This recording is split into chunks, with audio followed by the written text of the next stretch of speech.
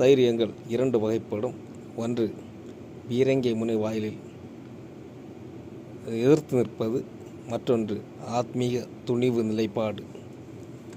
பாரதத்தின் மீது படையெடுத்த ஒரு அரசன் வருகின்ற நினைத்த போது அவருடைய ஆசிரியர் தன்னுடைய நாட்டுக்குள் சென்று நாட்டுக்குள் சென்று பல ரிஷிகளை சந்தித்து வர கூறினார்.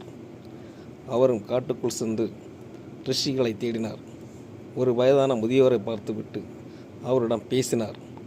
பேசிவிட்டு இவர் ரிஷியாக இருப்பார் என்று தன்னுடைய அரண்மனைக்கு அழைத்தார்.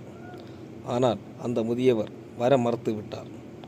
ஆனால் அந்த அரசனோ, உங்களுக்கு பணம், புகழ், பதவி எது வேண்டுமானால் தருகிறேன், நீங்கள் அரண்மனைக்கு வர வேண்டும் என்று அரசன் கட்டாயப்படுத்தினார்.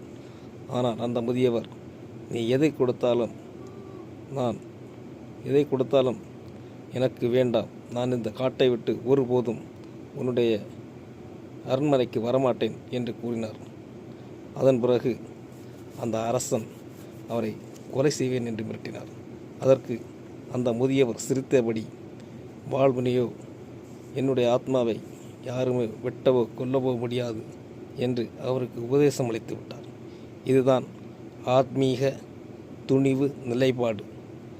மற்ற தைரியம் என்பது சிங்கம் புலிக்கு கூட இருக்கும். நன்றி. சுவாமி விவேகானந்தர் கூறியது.